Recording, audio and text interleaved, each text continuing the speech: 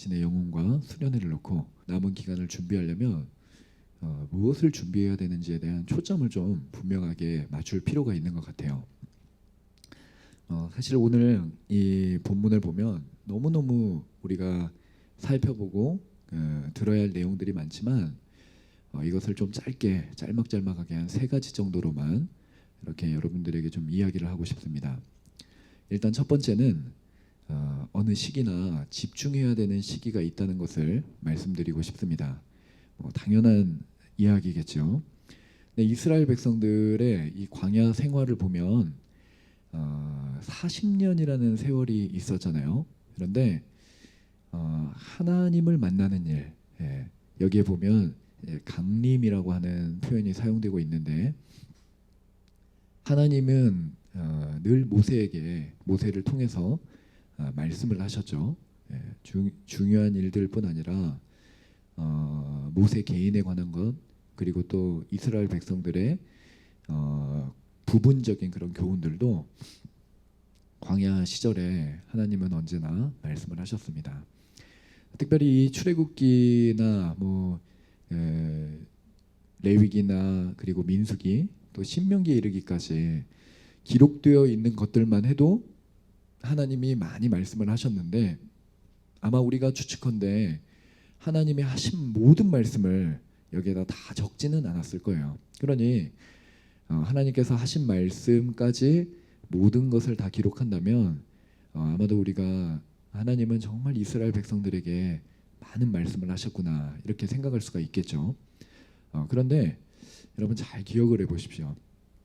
하나님께서 그럼에도 불구하고 매우 중요한 이야기를 할 때 그리고 하나님이 이 친히 모든 백성들이 하나님의 현현을 분명하게 경험하게 하실 때는 그 시기가 매우 특별한 시기였고 집중된 시기였다는 걸 알 수가 있어요. 40여 년 동안 하나님은 어느 곳에서 몇 번이나 말씀을 하셨을까요? 그러한 중요한 말씀을요. 딱 2번이었습니다. 딱 2번. 시내의 산 그리고 모압 평지 이렇게 가나안 땅에 들어가기 직전과 출애굽을 한 직후 이렇게 2번에 걸쳐 하나님은 말씀하셨고 다른 광야의 시간들이 비록 30여 년 되는 많은 시간들이었음에도 불구하고 한 장소에서 이렇게 오랫동안 머물게 하신 것은 시내산과 모압 평야 이 2군데밖에 성경에 기록이 되어 있지가 않습니다. 여러분 여기에서 하나님은 강림하셨어요. 그리고 가장 중요한 말씀들 다른 것들을 다 빼더라도 하나님과 이스라엘 백성들 간에 이스라엘 백성들이 분명히 들었어야 하고 그리고 하나님이 분명히 말씀하셔야 했던 것을 이 2가지가 딱 만나는 그때는 단 2번의 기회밖에 없었습니다. 아까 제가 기도할 때도 말씀드렸듯이 이러한 하나님과 우리가 만나는 그 시점이 그리고 그곳이 어딘지를 때로는 우리가 예측하지 못하고 만나는 경우도 있겠죠. 아마도 하나님의 뜻에 대하여 무지한 사람들, 하나님을 한 번도 하나님에 대해서 들어본 적도 없고 진지하게 들었으나 생각해 본 적이 없던 사람들은 내가 언제 하나님을 만날 수 있을 것인가 이런 생각 자체가 아예 없을 것이에요. 아마 여러분들도 우리 중에 회심을 경험한 사람들은 다 그런 고백을 할 수 있을 것입니다. 내가 회심을 준비하고 기다려서 여러분들이 하나님을 진실로 만나게 되는 그런 때를 경험했는가? 그런 적이 없죠. 대부분의 경우에는 하나님을 자신이 찾지도 않았고 그리고 언제 하나님을 만날 수 있다는 기대감도 없었고 어떻게 하나님을 만나는 것인가도 무지한 상태에서 갑작스럽고 예측할 수 없게 그리고 우리가 예상치 못한 방식으로 하나님을 만났습니다. 근데 그렇게 예측할 수 없는 그런 일이라면 우리가 무엇인가를 집중하고 그 일을 준비하고 하는 것은 어렵겠죠. 그런데 너무나도 감사하게도 하나님은 우리에게 이런 지식을 주셨어요. 하나님은 어떠한 방식으로 우리를 만나 주시는가 그리고 또 언제 우리를 그렇게 만나 주시는가 이미 우리에게 가르쳐 주셨다는 거죠.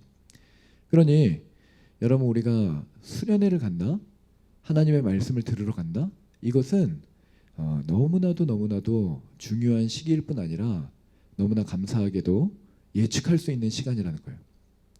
어쩌면 우리는 그런 기대감이 없을 수도 있어요. 아니 지금까지 주일에도 예배를 드리면서 하나님을 만나지 못하고 항상 예배에 나와서 기대감을 가지고 하나님 앞에 경청해 보려 노력했지만 졸리기나 졸리고 들어도 마음에 감동이 없고 심지어는 어떤 때 마음을 조금 움직이는 것 같아도 문 밖에만 나가면 잊어버리고 마는 것이 하나님의 말씀인데 이게 수련회 때라고 갑자기 우리 안에 다가올 수 있을까? 이런 생각을 하지 않겠습니까? 근데 여러분 그것은 수련회 때 특별하게 하나님이 말씀하신다는 것을 보여주는 것이 아니라 사실은 우리가 얼마나 주일 예배 때 준비하지 않고 예배를 참석하는가를 역으로 가르쳐 주는 거예요. 우리가 주일 예배를 잘 준비한다면요, 하나님께서 수련회 때 주시는 은혜보다도 훨씬 큰 은혜를 주일 예배 때마다 경험할 수 있습니다. 예전 얘기를 해서 죄송하지만 저는 수련회 때 하나님을 만나는 것보다 주일 예배 때 하나님을 만나는 것이 훨씬 더 크다는 것을 이제 매주 경험한 오랜 시즌들이 있었어요. 근데 뭐 어쩌다 한 주 그렇게 되느냐? 그렇지가 않았고요. 수년간을 수련회 때보다 매주 분명하게 하나님을 만났습니다. 근데 그러다 보니 수련회 때는 어떤 마음으로 갔을까요? 만났으니 이제 안 만나도 된다는 심정으로 갔겠습니까? 그렇지 않았겠죠. 그때는 마음껏 우리 주님을 만난다는 기대를 가지고 갔어요. 왜냐하면 주일날에는 그때 당시에 이제 예배가 제가 드리던 그 대학부의 예배가 한 2시간 정도 됐었는데 이 2시간이 너무너무 매주 짧게 느껴졌거든요. 왜 예배가 이렇게 짧나? 요즘 엔드게임 같은 것도 한 3시간 정도 되나요? 영화도 그렇게 긴데 왜 예배는 이렇게 짧아야 되나? 이런 마음을 가지고 매주 예배를 드렸었어요. 뭐 여러분도 저랑 같은 마음 아니겠어요? 그죠? 그러니까 그런 섭섭함, 아쉬움, 좀 더 제 마음에 있는 생각을 말하면 하나님 앞에 예배를 드리는 행위를 중단해야 된다는 찢어지는 고통, 그렇게 있었기 때문에 수련회를 간다는 것은 매주 하나님을 만나는 그 부족한 시간이 내 인생에서 더 많이 그리고 연속해서 주어진 뭔가 특별한 선물 같은 마음이었어요. 그러니 여러분 주일마다 하나님을 간절히 찾고 만나는 것도 불가능한 것이 아니고 더더군다나 수련회 때 하나님을 만난다는 것은 우리에게는 너무나 특별한 기억이 될 수밖에 없는 거예요. 매년 그러면 굳이 갈 필요가 있느냐? 그렇죠. 매년 하나님을 깊이 만나야 되는 거예요. 여러분들이 왜 매년 수련회 가는 걸 중요하지 않게 생각하게 됐는지 아세요? 하나님을 이미 오래 떠나 있기 때문이에요. 오래 떠나 있으니까 1년에 한 번 찾아오는 수련회도 진부하게 느껴지는 거예요. 여러분 경험적으로 사랑하는 사람과 1년에 한 번만 만나라고 하면 여러분 어떻겠어요? 너무너무 힘들지 않겠습니까? 근데 매주 드리는 예배도 모자라 2박 3일 그것도 너무너무 짧게 느껴지는데 그것도 너무 길고 우리에게는 불편한 일이고 차라리 2년 3년마다 한 번씩 하자는 마음이 있다면 그거는 다른 이유가 아니고 여러분 안에 하나님을 사랑하는 마음이 없어진 거예요. 역으로 말하면 왜 없어졌을까요? 이렇게 중요한 시기들에 여러분들이 그것을 업신여기고 소홀히 여기고 준비하지 않고 하는 일들이 반복되면서 그게 무가치하게 느껴지는 거예요. 왜냐하면 경험되지를 않으니까. 한 해 동안 매주 성실하고 열심을 다해서 하나님을 섬겼는데 그럼에도 불구하고 인생이 연약하잖아요. 그러니 매주 힘을 내어서 살았음에도 불구하고 자기도 모르게 하나님으로부터 멀어진 마음들이 매년마다 수련회 때 하나님께로 돌이켜지는 것을 경험한다 생각을 해보세요. 아마 여러분들은 수련회를 중심으로 여러분의 인생이 재편이 될 거예요. 그러니 여러분, 이제 정말 딱 하루가 남았는데 준비할 수 있는 시간이 하루가 남았잖아요. 우리는 집중해야 돼요. 집중. 우리가 하나님을 만나러 가는구나.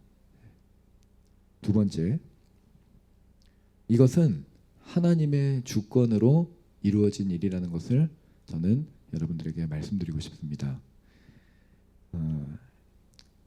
왜 하나님이 우리를 부르셨을까요? 분명히 여기 본문을 보면 하나님이 인도하셨다고 얘기를 했거든요. 4절을 한번 보십시오. 내가 이렇게 행하였음과 하면서 마지막에 너희를 업어 내게로 인도하였음을 너희가 보았노라. 얘기하고 있죠. 이게 무슨 말이에요? 하나님이 백성을 만나시는데 이거는 우리가 하나님께로 나가는 게 아니고 하나님이 우리를 부르시는 거예요. 제가 수련회를 준비하면서 가장 없애고 싶고 주위에서 지우고 싶은 게 뭔지 아세요? 제가 여러분들을 인간적으로 몰아붙여서 수련회에 참석하게끔 한다는 그런 인상을 저는 주지 않고 그런 인상을 남기고 싶지 않아서 굉장히 조심했어요. 왜 그랬을까요? 사람들이 너무나 쉽게 이 일을 사람의 일들이라고 생각을 하는 거예요. 야, 목사님이 저렇게 막 귀찮게 전화도 하고 가라고 하고 광고하고 그러니까 아유 안 가려고 했는데 그래도 가야 되겠어. 그러니까 혹시라도 이런 마음을 가질까봐 저는 너무 조심스러운 거예요. 근데 이제 독려하지 않을 수가 없으니까 독려를 하기는 한다면 제 마음속에 이제 간절한 바람은 뭐냐면 여러분들을 제가 독려하는 것도 아니고 국장, 팀장, 순장들이 독려하는 게 아니라 하나님이 부르셨다는 거예요. 하나님이 여러분들을 사랑하셔서 이런 기회를 주시고 교회를 여기다가 세우셨잖아요. 어쩌어쩌 하던 끝에 여러분들이 여기까지 왔잖아요. 그리고 지금도 우여곡절이 있든 어쨌든 여러분들이 이 자리를 지키고 있고 그리고 또 이번에도 여러분들을 불러주시는 기회를 주신 거예요. 거기에는 많은 사람들의 헌신도 있고 또 그것을 먼저 깨달은 사람들이 앞장서서 이 일을 이끌어가는 사람들도 당연히 있겠지만 여러분 그럼 그 사람들의 마음은 누가 주었길래 그렇게 앞에서부터 이끌어갈 수 있게 됐겠어요. 사람이 할 수 있는 일이 아니에요. 하나님이 여러분들을 사랑하셔서 여러분들을 불러주셔서 그 자리에 딱 세우시기 위해서 이 일들을 하고 계신 거예요. 그래서 수련회를 안 가려고 하는 사람들에게 지체들을 붙여가지고 기도하게 하시고 그리고 또 그 지체에게 권면하게 하시고 네가 그러면 안 된다. 하루라도 시간을 내서 가야 된다. 하나님의 말씀을 들어야 되지 않겠느냐. 설득하는 이유들이 다 그 사람 안에서 그 사람이 뭐 어떤 무슨 목적이 있어서 무슨 이익이 있겠어 그런 일을 하겠어요. 하나님께서 그 섬기는 사람들의 마음에 그 일의 중요함을 깨닫게 하시고 그리고 처 영혼의 필요를 보게 하셔서 다 여러분들을 끌어당기시는 거예요. 그러니 이 일이 하나님의 주권 가운데 있다는 걸 여러분들이 분명하게 알아야 됩니다. 근데 이거는 어떻게 하나님이 이루시는가? 역시 4절을 보면 독수리 날개로 너희를 업어 인도했다고 했어요. 그냥 어떤 단순한 그런 데리고 왔어, 일을 준비했어 이게 아니라 하나님은 여러분의 삶에 적극적으로 개입을 하고 계신 거예요. 여러분들은 그럴 수 있겠죠. 아, 내가 그렇다면 하나님이 이렇게 나를 보호하시면서 이 자리로 이끌어 왔는데 그러면 내 삶에 있는 이런 수많은 고통들은 도대체 어디서부터 시작된 건가? 왜 하나님 그런 거는 보호하지도 않으면서 왜 나를 업어왔다고 그러지? 이런 의문 들 수 있겠죠. 근데 그 얘기가 딱 누가 한 얘기냐면 이스라엘 백성들이 한 얘기예요. 예. 광야에서 하나님께서는 약속의 땅으로 백성들을 다 이끌어 가시는데 약속의 땅으로 가려면 지금은 이제 약속을 향해 땅을 향해 가고 있는 과정이잖아요. 그 과정이고 예전에 우리가 있던 자리는 이스라엘 백성들이 애굽 땅에 머물러서 있었던 것과 같은 종된 자리였어요. 그러니까 종된 자리가 있고 종된 자리에서 탈피하여 나아가고 있는 자리가 있고 그리고 도착해 있는 자리가 있잖아요. 네. 근데 우리는 이스라엘 백성들은 어떤 생각을 한 거냐면 애굽 땅에서 나오면 그 중간에 가는 과정 없이 가나안 땅에 도착해 있을 것 같은 그런 이상한 착각을 하는 거예요. 네. 근데 여러분 사람 일이 그렇게 되지가 않아요. 네. 하나님께서는 우리 인간을 만드시되 인간이 시간이라고 하는 것을 그 안에서 자신의 삶을 실어서 시간 안에서 경험되어지는 것들을 수많은 것들을 자신의 삶에서 체득하고 그것을 교훈 삼아서 살아가게끔 이거를 만들어 놓으셨어요. 근데 이거는 왜 그렇게 만들어 놓으셨느냐? 사람에게는 그런 경험과 기억들 그리고 그 가운데 깨닫게 되는 여러 가지 교훈들은 사람의 영혼에 피가 되고 살이 되고 그 사람을 하나님 앞에 아름답게 만드는 도구들이 되는 거예요. 그러니까 이 일들은 우리로 하여금 번거롭게 하고 힘들게 하기 위해서 우리를 그런 삶의 형식으로 살아가게끔 두신 것이 아니고 우리가 이 과정을 통해서 하나님과 동행하고 하나님 위대하심을 깨닫고 우리의 연약함을 고백하고 하면서 하나님이 누구이신가를 고백해가는 너무나 영광스러운 기회라는 거예요. 근데 이스라엘 백성들 마음들이 이미 이렇게 굽어 있으니까 이거를 똑같은 사건을 봐도 어떤 사람은 그 사건을 하나님이 내 안에 역사하시는 기회라고 생각하고 그 길을 가는데 어떤 사람들은 매일매일 불평하며 하나님은 나를 방관했고 나에게 이런 고통을 줬고 하면서 이렇게 불평을 하면서 가는 거예요. 네. 근데 놀라운 건 뭐냐면 민수기에 가서는 하나님이 이런 불평들을 벌하시거든요. 근데 신의 산으로 갈 때는 하나님께서 그런 일을 하지 않으세요. 너무나도 연약한 자들이라는 걸 알기 때문에 불평해도 데리고 가시고 설득하시고 이것 달라 하면 저것 주시고 이것 주시고 저것 달라 하면 저것 주시고 하시면서 이 백성들을 보호해 주세요. 그리고 쫓아오는 대적들도 있었고 그 광야의 뜨거운 해양볕도 있었고 들짐승 등의 위협도 있었고 차가운 저녁 이 모든 것들을 하나님께서 다 이렇게 보호하시면서 백성들로 하여금 그 길을 가게끔 도와주신 거예요. 그러니 여러분들도 하나님이 여러분의 인생을 지금까지 고통스럽게 내버려뒀다고 생각하는 사람은 사실 없어야 됩니다. 오히려 잘 돌아보세요. 여러분들이 어느 누가 하나님의 축복을 받고 하나님의 도우심을 경험하고 마땅히 하나님이 나한테 이런 호의를 베풀어 줘야 된다고 주장할 만큼 거룩하고 경건하게 산 사람들이 우리 중에 누가 있냐 이거예요. 다 우리는 생각해 보면 오히려 하나님의 거절하심이 당연한 거고 벌하심이 당연한 거고 로마서에 기록된 것처럼 우리의 죄악대로 내버려둬서 세상 가운데 팽개쳐지고 자기 욕심대로 살다가 죽어 마땅한 사람들이 전부인 거예요. 근데 하나님이 우리를 정말 불쌍히 여겨주신 거잖아요. 그래서 그 고통이 내 죄악과 그리고 나의 이 삶에 뭔가 문제가 있다는 것을 깨닫게 하시는 데는 사용을 하시지만 여러분들이 아예 그것에 잠식당하고 쓰러지지 않도록 매일매일 깨닫게 해주시고 힘을 주셔서 결국 다른 것들을 의지하지 않게 하고 하나님을 의지하게 하는 그 자리로 여러분들을 인도해 가시는 거예요. 네. 그럼 여러분 하나님이 그렇게 인도하시는 목적이 뭡니까? 다른 게 아니었어요. 여기 보면은 6절에 보면 너희가 내게 대하여 제사장 나라가 되며 거룩한 백성이 되리라 이렇게 얘기를 했는데 그 전에 5절 마지막에 이건 이제 약간 결과적인 이야기고 그 전에 중요한 얘기가 하나 나오는데 그건 뭐냐면 너희는 모든 민족 중에 내 소유가 되겠다 하는 거예요. 네. 소유가 된다는 말이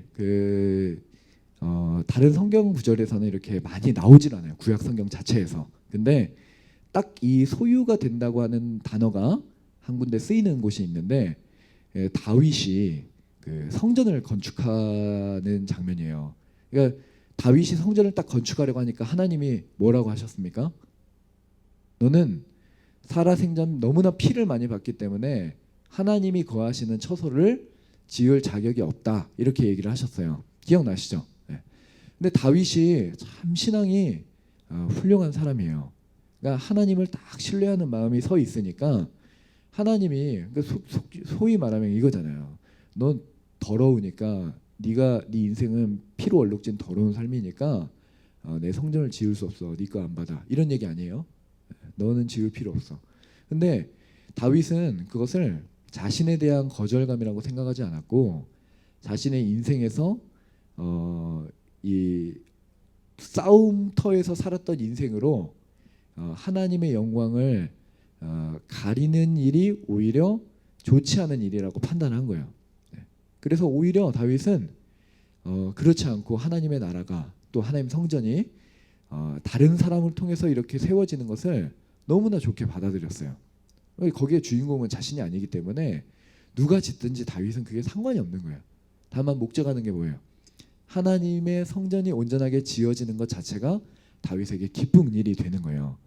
그러니까 다윗이 마음이 그것 때문에 상심하지 않고 다만 이제 하나님께 그런 고백을 한 거예요.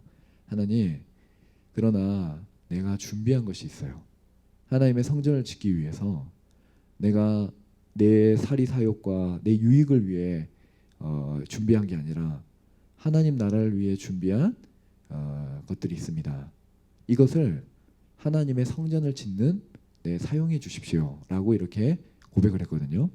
그때 얘기했던 그 다윗이 말한 금이나 은과 같은 그 다윗이 이 끌어모은 재산의 중요한 부분들을 얘기할 때 다윗이 뭐라고 했냐면 여기서 말하는 소유라고 한 거예요. 소유.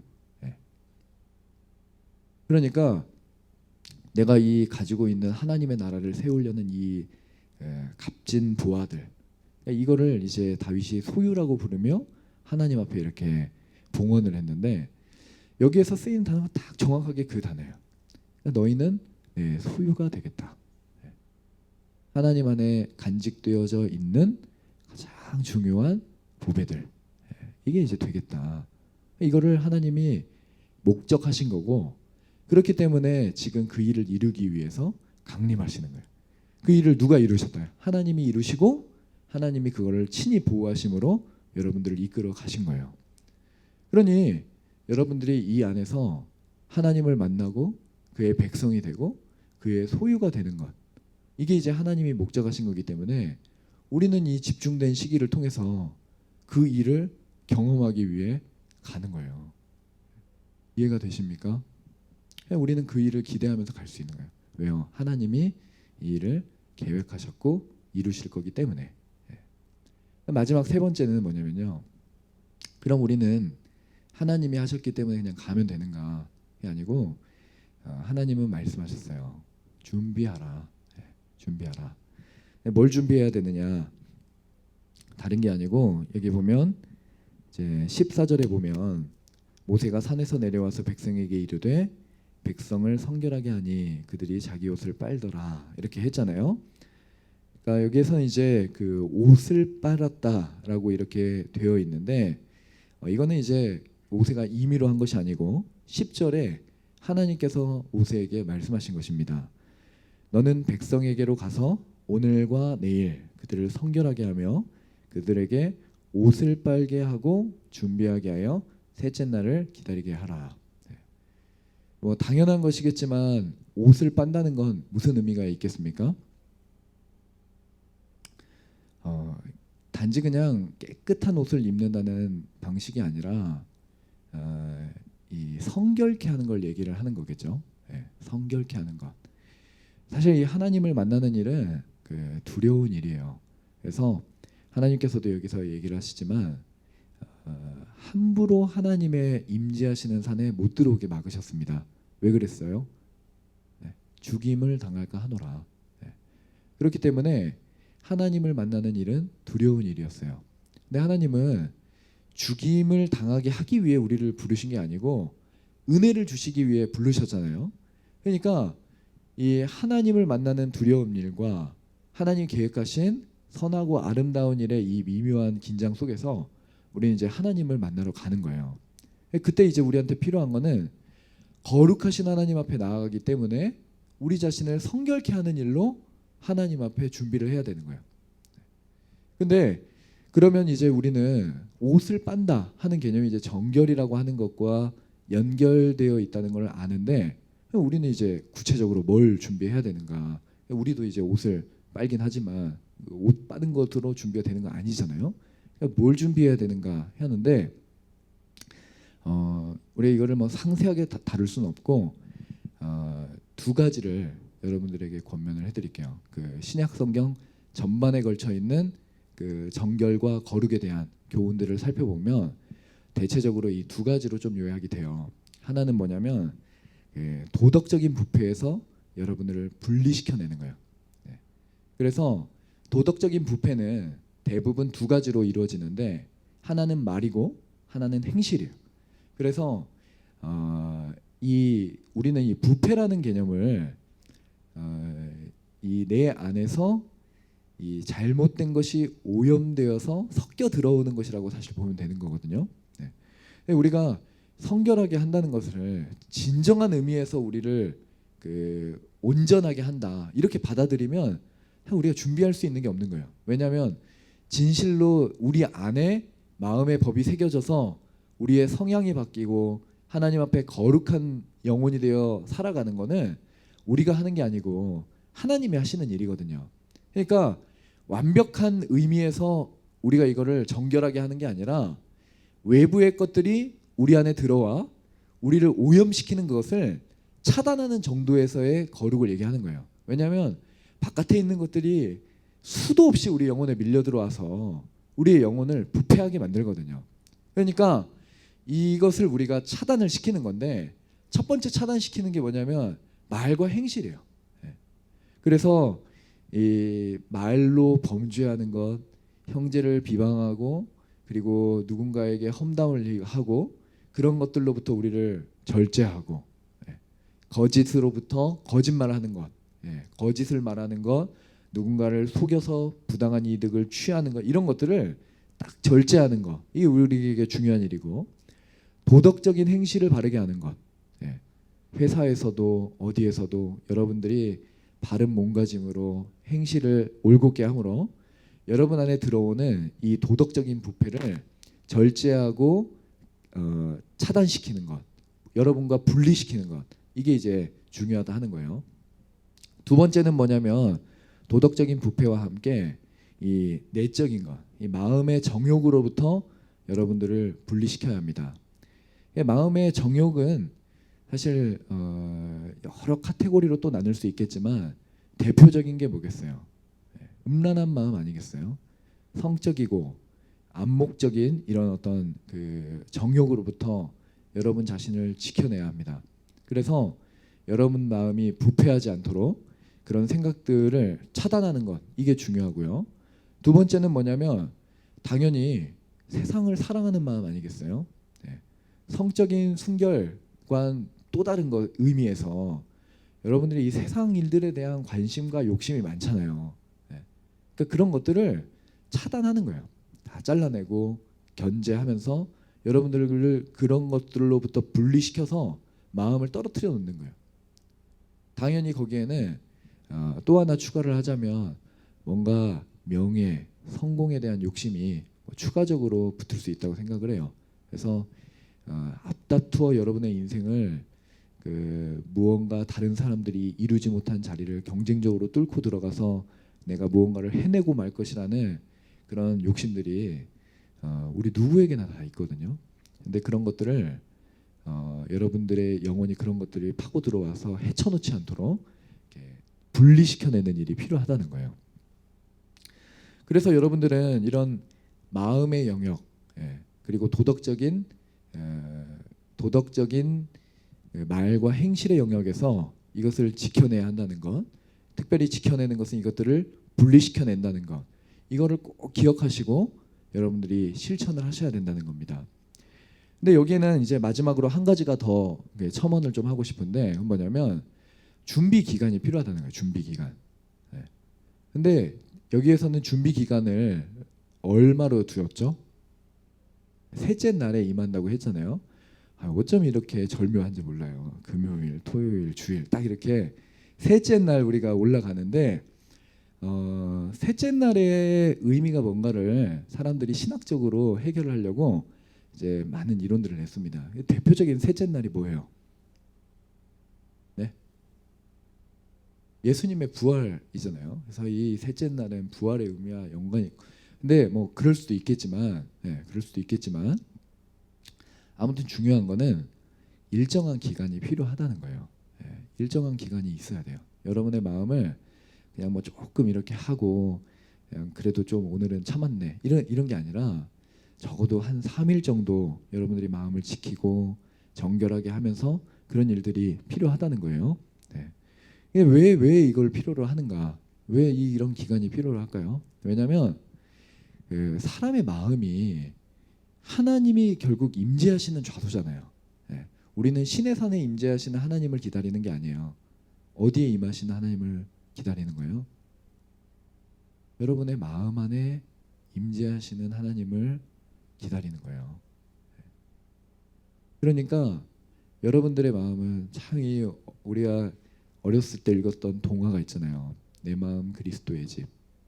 여러분들의 마음들이 여기에는 뭐가 쌓여 있고 저기에는 뭐가 쌓여 있고, 그러니까 이것저것이라고 얘기했지만 시기, 질투, 음란, 정욕, 세상의 성공에 대한 욕심, 명예, 이런 뭐 온갖 잡다한 것들이 여러분 마음에 군데군데 쓰레기처럼 쌓여 있어가지고 하나님이 임재하실 자리가 없는 거예요. 여러분 마음 안에. 거룩해 하고 뭐 어마어마한 일들은 둘째 얘기한다 하더라도 일단 뭔가 다른 것이 들어올 틈도 없는 거예요. 하나님이 들어오실 자리만 없느냐? 그렇지 않고요. 우리들의 욕심이 얼마나 과한지 다른 욕심도 들어올 게 없어요. 그러니까 세상에 욕심들이 너무 많은데 한 가지 치우친 욕심들이 우리 마음에 많이 있으니까 다른 건강한 욕심들도 들어올 자리가 없는 거예요. 근데 하나님이 들어오실 자리가 있겠어요? 그건 없어요. 그러니까 여러분 마음을 정리를 하는 거예요. 내가 거룩하신 하나님이 이 기회를 통해 내 마음에 다시금 임재하시도록 마음을 정돈하고 정갈하게 만드는 거예요. 우리가 그걸 다 완벽하게 할 수는 없지만 할 수 있는 한 내가 이 다른 것들로부터 나를 지켜 보호하는 방식으로나마 내 마음을 준비하겠다, 이런 심정을 가지고 준비를 하는 거예요. 근데 그 사람의 인생이 나이가 들면 들수록 좀 추잡해지거든요. 그래서 우리가 여기 앉아 있는 사람 중에 나이 많은 사람, 추잡한 사람, 젊은 사람은 덜 추잡한 사람, 이게 아니라 그 실제로 교회 학교를 여러분들이 섬겨봐도 너무너무 명확해요. 우리 아이들의 영혼은 분명 죄인이거든요. 아이들도. 근데 어른들에 비하면 착해요, 애들이. 왜 그러겠어요? 죄인이 아니어서? 이게 아니고 죄인인 건 똑같은 죄인인데 마음의 부패함이 이 침투에 들어오는 게 어른들에 비해서 덜한 거예요. 왜냐하면 그만큼 기회가 없었으니까. 요즘에 가속화되고 있잖아요. 오늘도 점심을 먹으러 갔는데 이 무서운 초등학교 3학년, 4학년 돼 보이는 애들이 화장하고 서로 이렇게 친근하게 욕설로 서로를 불러가면서 이렇게 그 무리지어 다니더라고요. 옛날에 여러분들이 중학생 애들은 건들면 안 돼 이랬는데 요즘 중학생이 아니고 초등학생들을 건들면 안 돼요. 진짜로. 근데 가속화되어서 빨라지긴 했지만 어린애들은 진짜 어린애들이에요. 제가 조금 전에 이제 천천히 내려왔어요. 지금 저쪽에 뭐 하고 있는지 아시죠? 여름 성경학교 거기 있잖아요. 찬양 소리가 이렇게 막 들리는 거예요. 애들이 찬양을 부르는 것 자체가 너무너무 막 마음을 이렇게 막 너무 가슴 막 설레게 만드는 거예요. 제 마음에 무슨 생각이 들었는지 아세요? 내가 조금 더 어렸을 때, 내 마음이 조금 더 순수했을 때, 그때부터 하나님을 내가 저렇게 찬양하고 살았으면 얼마나 내가 좋았을까. 내 마음에 여러 가지 세상에 거짓되고 헛된 것들이 자리를 잡기 전에 내가 정말 순수한 마음으로 우리 주님을 마음껏 찬양하고, 정말 우리 주님을 아무 이유 없이 사랑하고, 그렇게 살았으면 얼마나 좋았을까, 이런 생각이 드는 거예요. 근데 이제 우리가 돌아갈 수 없잖아요. 돌아가기엔 우리가 너무 늦어버렸어요. 그죠? 이제는 그런 순수한 나이로 돌아갈 수 없는 시절이 돼버렸어요. 이제 더 멀어지겠죠, 이제. 근데 우리가 포기할 수 없는 게 뭐냐면, 비록 육신은 점점 노쇠하고 나이는 들어가지만 우리 마음은 돌이킬 수가 있잖아요.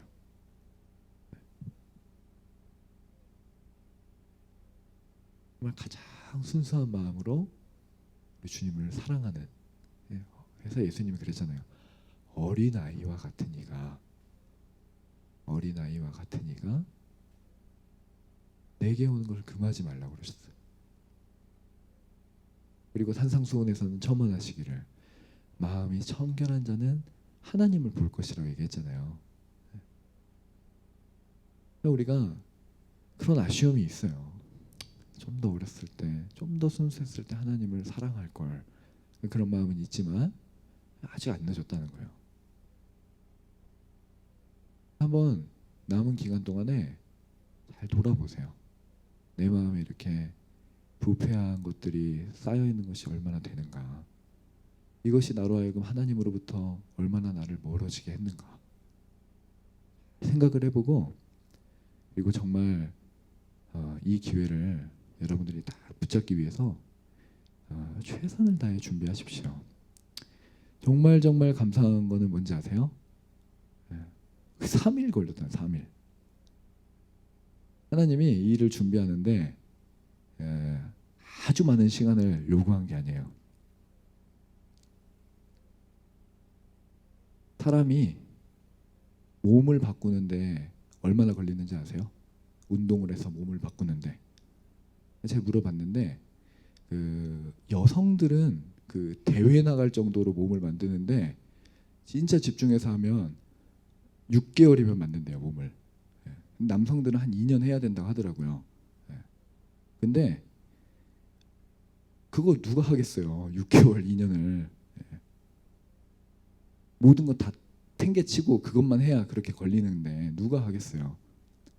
근데 여러분들한테 하나님이 요구하시는 거는 너희 중에 소수만 이렇게 내가 이 과업을 주는데 이 과업을 이루는 사람만 내가 만나줄 거야 하면서 6개월, 2년 이렇게 준비해가지고 이렇게 옛날에 단군 신화 나오는 것처럼 이 마늘하고 쑥만 먹으면서 백날 살아야 인간이 되게 하는 그런 정도랑 우리 중에 누가 은혜를 받겠냐 이거예요. 근데 하나님이 3일을 요구했어요. 3일. 물론 이걸로 모든 게 다 온전해졌고 모든 게 다 준비가 된 건 아니었어요. 근데 어쨌건 하나님은 시내산에서 이들을 만나주시고 언약을 맺으시는데 3일이라는 시간을 주신 거예요. 그러니 여러분, 우리가 이 일을 준비할 때 아직 늦은 게 아니에요. 오늘, 내일, 그리고 주일까지 여러분들이 자신의 영혼을 잘 준비하셨으면 좋겠어요. 그리고 간절히 하나님을 찾으십시오. 그냥 지키고 끝나는 것이 아니라 그 비워진 시간을 뭘 하겠어요. 하나님께 기도하는 거예요. 하나님, 정말 나를 만나 주십시오. 그리고